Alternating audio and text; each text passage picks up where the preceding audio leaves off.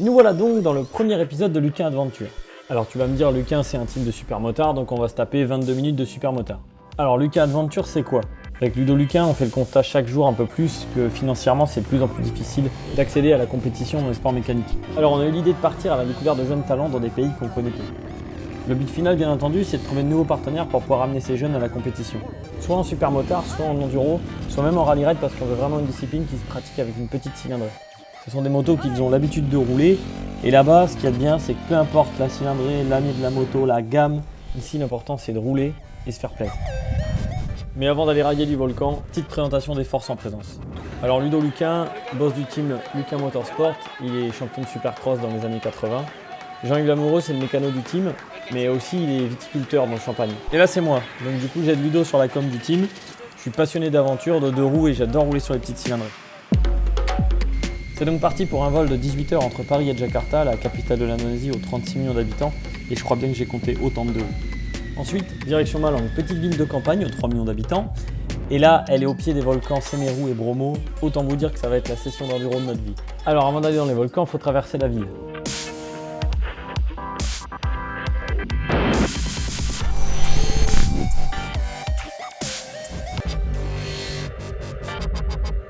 Tu vas comprendre le trafic en Indonésie. 270 millions d'habitants, 115 millions d'euros en activité. Moi je mettrais direct une prime de all shot à chaque fois tellement ils sont nombreux. Allez c'est parti sous 35 degrés à l'ombre. Bon, pour traverser la première route, t'as bien compris qu'il ne faut pas dormir.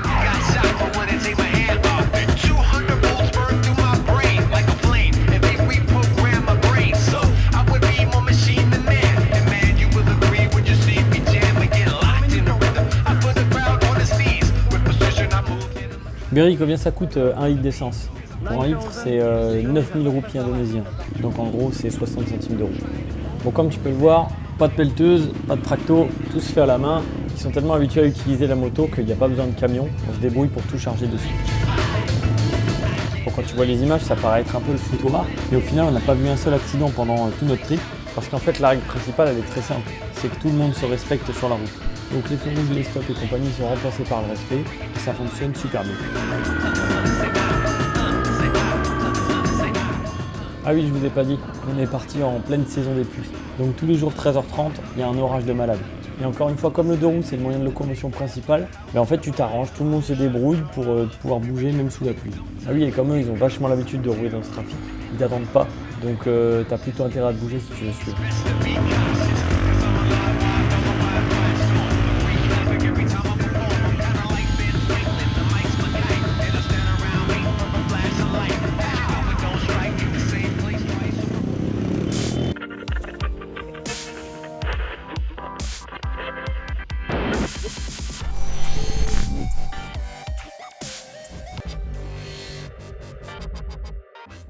On retrouve donc les riders indonésiens qui nous ont apporté nos motos. La CRF 150, elle, est fabriquée par Honda Indonésie et c'est à 154 temps à injection, refroidissement à air et démarreur électrique. Les suspensions sont des Showa bas de gamme, mais franchement ça fait grave le taf. Ah ouais, il y a un truc, c'est qu'ici la plupart des enduristes ne roulent pas en pneus enduro ou cross, ils roulent en pneus trail. Je vous expliquerai et vous verrez pourquoi dans la suite de l'épisode, mais c'est quelque chose qui est très important. Alors lui c'est Berry, il est guide à moto et à 4x4 toute l'année dans les volcans Bromo et Semeru autour de Malang. Je m'appelle Berry, j'ai 35 ans et j'habite à Malang City. Alors comment le jeune Berry est arrivé sur une moto? Raconte-nous un petit peu. Quand j'étais jeune, j'aimais beaucoup le BMX. Et puis il y a 10 ans, j'ai acheté une Kawasaki KLX. C'était ma première moto. Ensuite, je lui ai fait pas mal de modifications pour la rendre plus performante en enduro. Pour voir comment les Indonésiens pratiquent l'enduro, on a décidé d'organiser une journée de roulage avec Berry où les riders locaux pouvaient nous rejoindre.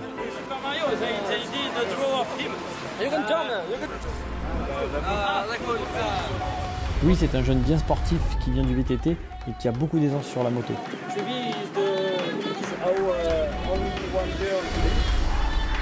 Trevi sera la seule fille du groupe aujourd'hui, mais elles sont pas mal à rouler. Et en plus, elle, c'est son boulot, parce qu'elle est guide à la nuit. C'était un peu trop gonflé, mais ils sont un peu balèzes quand même, donc c'est mieux. Après, c'est quand même mieux de rouler en pneu trail, pas en pneu enduro ou cross avec des gros crans. Parce que si on roule avec des gros crans, tous les trails vont être détruits. Du coup, on peut préserver les chemins et les trails comme ça. Vous verrez dans la suite de la vidéo qu'on n'est pas les seuls à utiliser ces chemins et pourquoi il faut les préserver.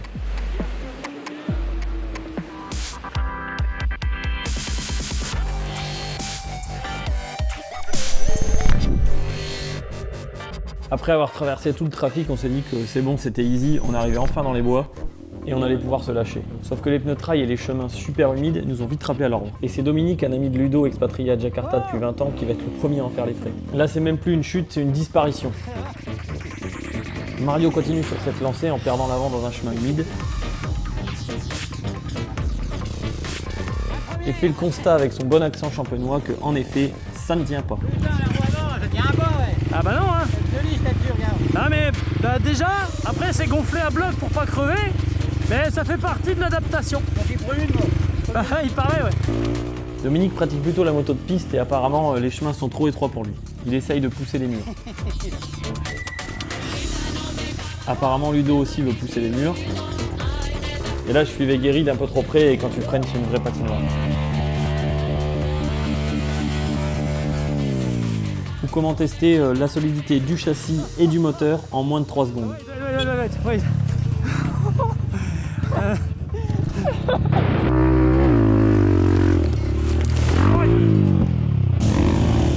Là Ludo se repose un peu avant la montée. Where is Jerry? Ouais, où est Jerry et surtout qui est Jerry? Alors pendant que Mario est encore en train de rigoler d'un mec qui est tombé dans le trou, on peut vous présenter Guéry. Ok. Alors ça paraît pas trop sur la vidéo, mais où il est tombé c'est vraiment un mur. Pour remonter la moto on n'était pas trop de 4. Guéry Selim c'est un des futurs espoirs indonésiens de piste qui a fait la Red Bull Rookies Cup et quelques piges en moto 2 en 2019. Et du coup c'est sa toute première fois en off-road.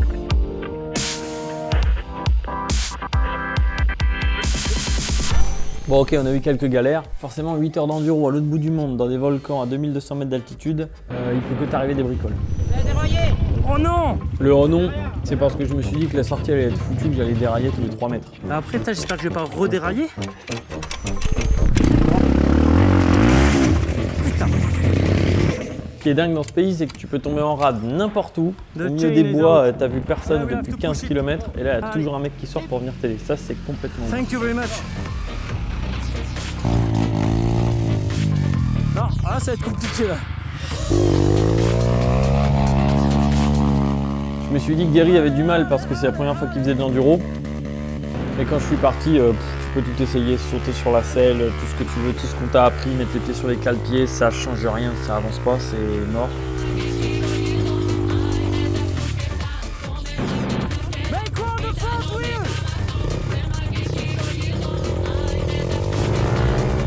Et tu perds ta vitesse km/h par km/h et là, tu es obligé de pousser. Faut pas oublier qu'on est à 2200 mètres comme je l'ai dit juste avant et ça t'épuise.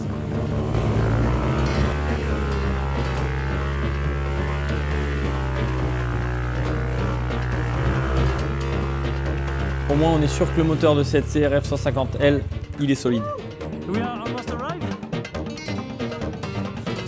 Et là vous allez me dire, mais qui a fait cette trace au milieu à force de passer? Est-ce qu'il y a beaucoup d'enduristes ou pas?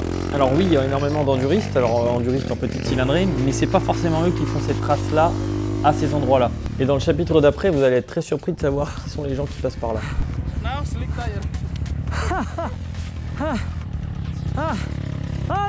Mario arrive au bout de cette montée grâce à une condition physique parfaite, à croire que le champagne entretient.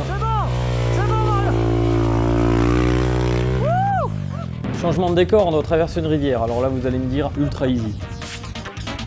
Alors lui, les gars, c'est Funman. Moi, je l'ai appelé Funman. Alors, n'ayant pas de GoPro, il filme avec son téléphone depuis le début de la sortie. Donc forcément, il roule à une main. Alors ouais, vous aviez raison, la rivière, c'est easy. Par contre, les sables mouvants à droite, c'est mort.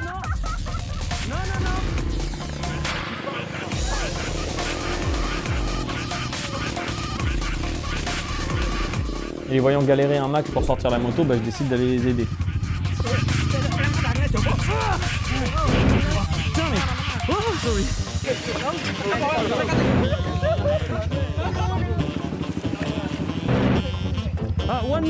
One more guy between us, one more guy. No, here. Voilà.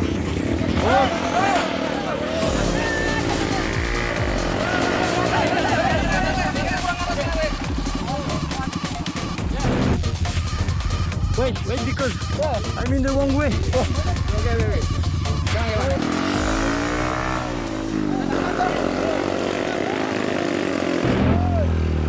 S'il y a bien une technique que j'ai appris en enduro pour sortir une bécane, c'est de faire rouler la roue avant, c'est ultra important. Donc vous pouvez tirer tout ce que vous voulez sur la fourche, sur tout ce que vous voulez, ça ne sort pas, il faut faire rouler la roue avant.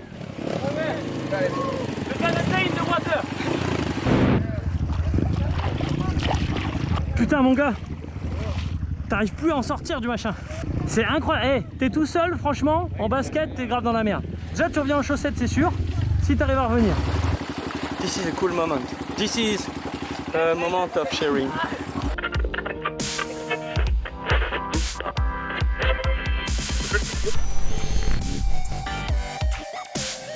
Maintenant, vous allez voir comment utiliser le deux roues dans ce pays. Et pour nous, Européens, c'est assez surprenant. Si on doit transporter quelque chose pour le livrer, forcément, on va penser camion, van et compagnie.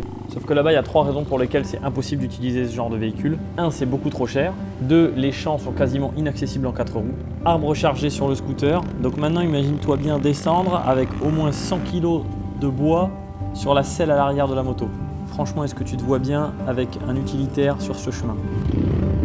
Hey guys! Et tu croises aussi pas mal d'enduristes qui prennent des guides à moto, donc il y a ces mecs qui travaillent toute l'année en moto pour guider les gens dans les super spots. Du coup, à la fin de la montée où on a galéré un maximum tout à l'heure, on est tombé sur ces 2 agriculteurs en scout à 2000 mètres d'altitude. Ok, so. Ok les gars, expliquez-nous comment c'est possible de monter ici avec cette machine. Alors on est 2 et on essaye de prendre le maximum de vitesse possible. Et quand ça marche plus, c'est pour ça aussi qu'on est 2, ben il y en a un qui pousse. Ah, you push. Incredible. Et tous les jours, ils font l'aller-retour. No. Tous les jours. Champion. Ouais, je pense que c'est vraiment eux les champions. Yeah, you are champion. Bon là on se retrouve en plein mariage traditionnel. Et bien sûr pour transporter les gâteaux et compagnie, c'est le scoot. Qui veut un gâteau? Bon là t'as compris qu'on n'attendait pas 16 ans pour le permis 125. Pas besoin d'un mec qui t'apprend à passer les vitesses et compagnie, il faut que tu te démerdes. Les gants homologués, oublie, et les gamins s'en portent pas plus mal. Alors je comprenais pas pourquoi ce mec voulait passer absolument par ce chemin avec cette bécane, mais en fait c'est le seul moyen de rentrer à son village. Ouais, le mec me dit merci, mais on est à la moitié de la montée, donc non, c'est mort, on va jusqu'en haut, je l'aide jusqu'en haut. Les guides sont au courant que je suis fan de Honda, donc à chaque fois qu'il y a une Honda, ils me disent Honda, Honda. Donc tous les jours, de toute façon, il prend par là avec cette bécane à pneus lisses. On avait la version jeune, assez stylée avec le beau casque, et là on a la version Honda Vega, scooter 104 temps, chaussons, bonnet. Le mec pousse avec nous, il s'énerve pas, il met juste le couple qu'il faut, et derrière ça monte, mais alors comme un 450 CR. Incroyable. Hello?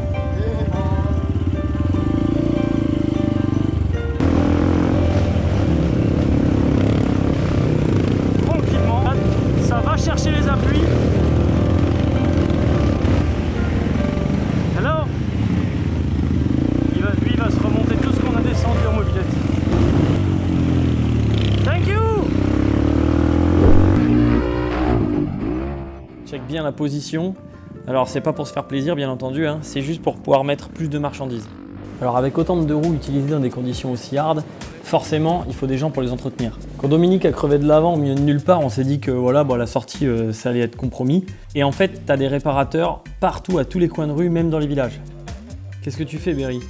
Bah là je cherche le démonte obus.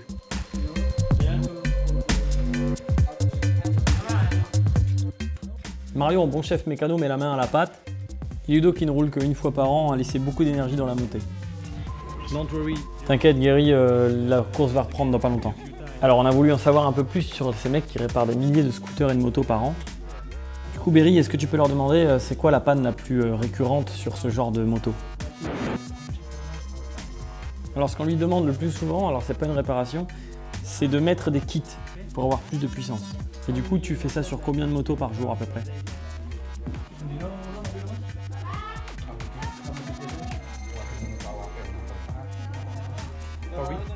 Donc à peu près 5 par jour. Faut quand même rappeler que ce gars est dans un village de 300 habitants, qu'il n'a pas d'atelier et que son seul moyen de communiquer, ce sont les 2 bâches de marque d'huile qu'il y a devant sa maison. C'est quoi le produit? Vous avez remarqué comme moi qu'on vient de réparer une chambre à air sans rustine, sans changer la chambre à air, juste en faisant fondre du caoutchouc dans le trou.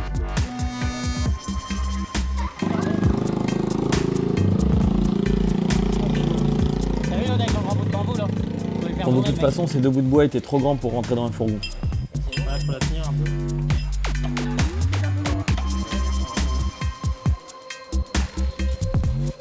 Ouais.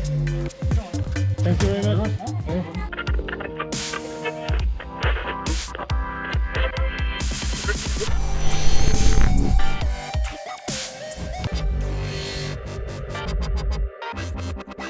Alors pour ceux qui se demandent si c'est cool de rouler là-bas, regardez bien les images qui suivent parce que pour moi c'est un des meilleurs spots du monde à rouler. Donc là tu vois les volcans Bromo et Semeru. Bien sûr tu peux rouler sur toutes les crêtes. Semeru est à 3600 mètres d'altitude et ce sont 2 volcans qui sont toujours en activité.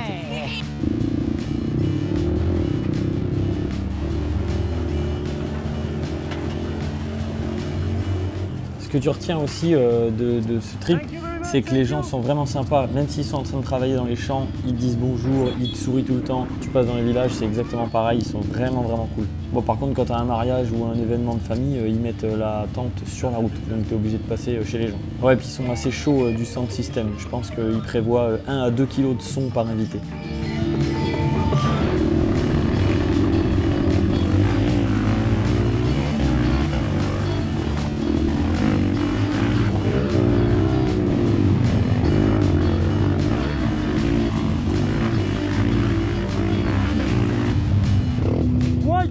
Bon là on a failli perdre Ludo. Ça c'est la route qui va au dernier village avant Bromo, qui va nous emmener sur la crête, il y a ce super chemin d'enduro à rider. Regarde bien sur les côtés la pente qu'il y a pour aller cultiver les champs.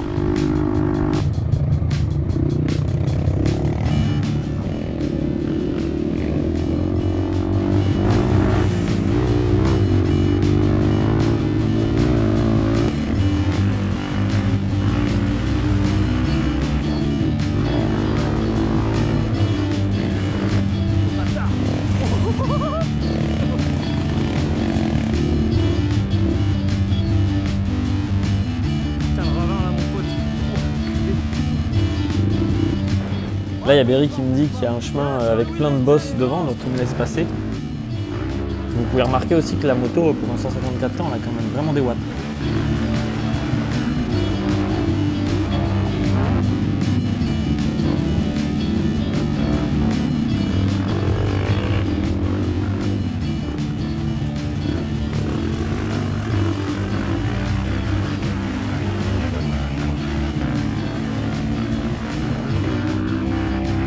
Là, on change complètement de type de sol. On arrive sur une roche volcanique et là, même sous l'orage, ça accroche à mort. C'est vraiment trop bien à rouler.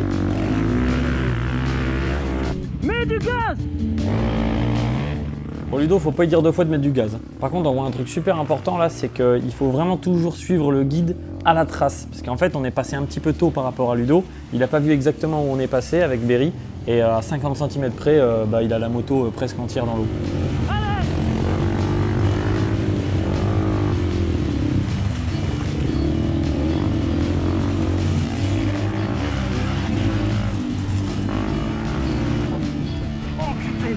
Oh la vache!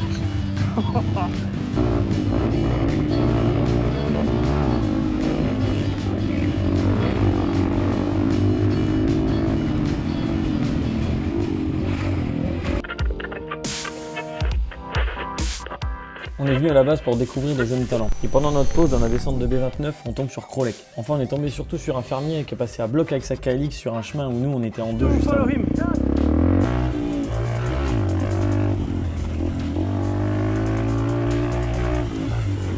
Le mec, il a le sac, il arrive à peine à le suivre. Incroyable, quel malade! Je décide donc de partir à sa poursuite. Sur la GoPro ça paraît cool, mais n'oubliez pas qu'on est en pneu trail, que ça glisse à mort, qu'il pleut et que sur les côtés il y a 150 mètres de vide. Le sac blanc accroché sur son garde-boue arrière, je pensais que c'était sa récolte, parce qu'il y a beaucoup de bananiers en haut. Mais en fait ce sont ses outils pour bosser. Aïe. Oh merde! Putain, il connaissait le con! Ah. Oh merde! Ah. putain! Donc en gros il pleut, ça glisse beaucoup et en plus tu vois rien, donc forcément tu fais que tomber. Quand je te parle de 150 mètres de vide, tu vois que c'est pas pour plaisanter. Je me demandais pourquoi il roulait sans masque. Bah, j'ai vite compris en fait. Il pleut, il fait 35 degrés, donc forcément ça fait de la buée. Man, you speak English? Champion, you! Champion! Champion, you are the best! You! Tomber sur Krolek qui revient de son champ à bloc, en combi de pluie et bottes en caoutchouc, se sortir les doigts pour essayer de le suivre jusqu'en bas, et partager avec lui cette session d'enduro, je pense que je viens de vivre les 10 meilleures minutes de moto de ma vie. He's fucking fast. Yes, it's faster. Okay, this is Lucas Adventure. Detect new talent over the world. Et c'est exactement le but de Lucas Adventure, partager des moments à moto, découvrir les différentes manières d'utiliser cet engin à travers le monde et dénicher des jeunes talents là où personne ne les attend.